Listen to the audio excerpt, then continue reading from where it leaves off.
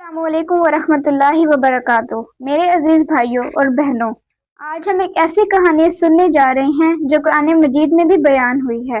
یہ کہانی ہے حضرت ایوب علیہ السلام کی۔ یہ کہانی ہمیں صبر، شکر اور اللہ پر مکمل بھروسہ کرنے کا سبق دیتی ہے۔ انسان جب خوشحال ہوتا ہے تو وہ اکثر اللہ کی نعمتوں کو بھول جاتا ہے، لیکن حضرت ایوب علیہ السلام نے خوشحالی میں بھی اللہ کا شکر ادا کیا اور آزمائش میں بھی صبر کا دامن نہ چھوڑا۔ یہی ان کی سب سے بڑی عظمت ہے۔ حضرت ایوب علیہ السلام اللہ کے نبی تھے۔ اللہ تعالیٰ نے آپ کو بے شمار نعمتیں عطا فرمائی تھی۔ آپ کے پاس وسیع و عریض زمینیں تھیں، باغات تھے، کھیت تھے جو ہر سال بہترین فصل دیتے۔ ہزاروں کی تعداد میں مویشی اور بھیڑ بکریاں آپ کی ملکیت تھی۔ آپ کی اولاد نیک اور صالح تھی۔ آپ کی بیویاں اور آپ کا خاندان سب آپ سے محبت کرتے تھے۔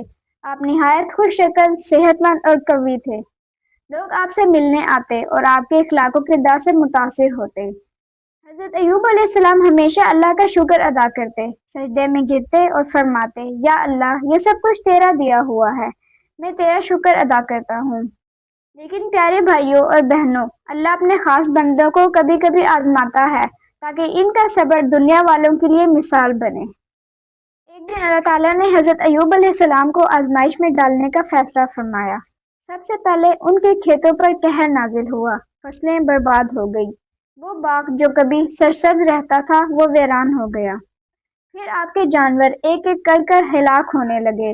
وہ مال و دولت جو کبھی بے حساب تھی سب ختم ہو گئی۔ اس کے بعد ایک اور کڑی آزمائش آئی۔ آپ کے بیٹے بیٹیاں ایک حادثے میں ایک کے بعد ایک دنیا سے رخصت ہو گئے۔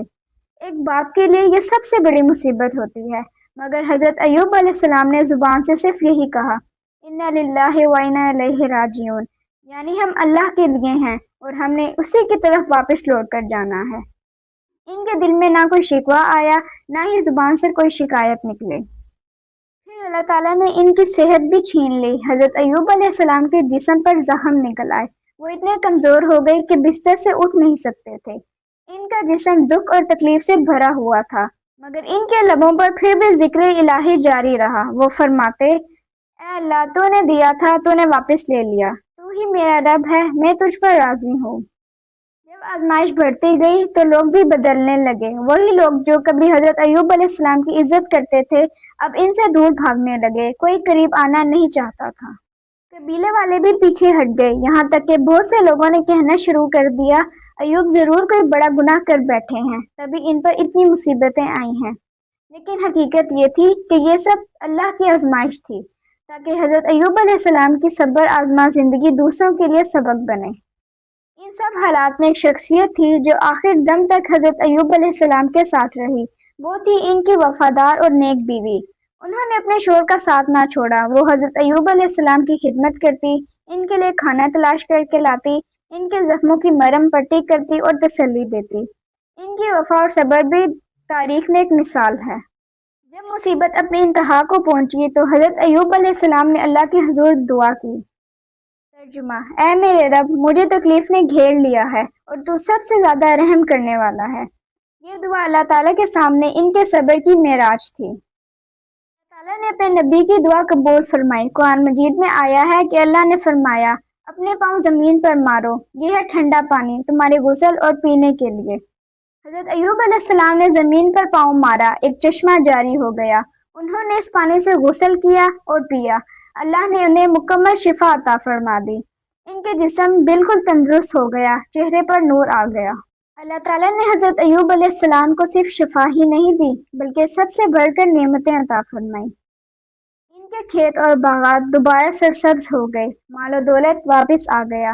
اللہ نے ان کو نئی اولاد سے نوازا اور پہلے سے بھی زیادہ خوشحالی عطا فرمائی۔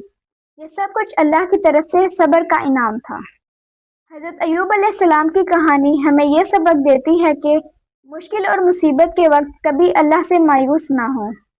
صبر کرنے والوں کو اللہ کبھی ضائع نہیں کرتا۔ اللہ کی رحمت سب پر غالب ہے۔ وفادار بیوی اور صبر کرنے والا شوہر دونوں جنت کے مستحق ہیں۔ اللہ تعالیٰ قرآن مجید میں فرماتے ہیں، ان اللہ مع الصابرین۔ ترجمہ: اللہ صبر کرنے والوں کے ساتھ ہے۔ تو پیارے بھائیوں اور بہنوں، یہ تھی حضرت ایوب علیہ السلام کی کہانی۔ جب بھی زندگی میں کوئی مشکل آئے تو یاد رکھیے اللہ ہی سب سے بڑا سہارا ہے۔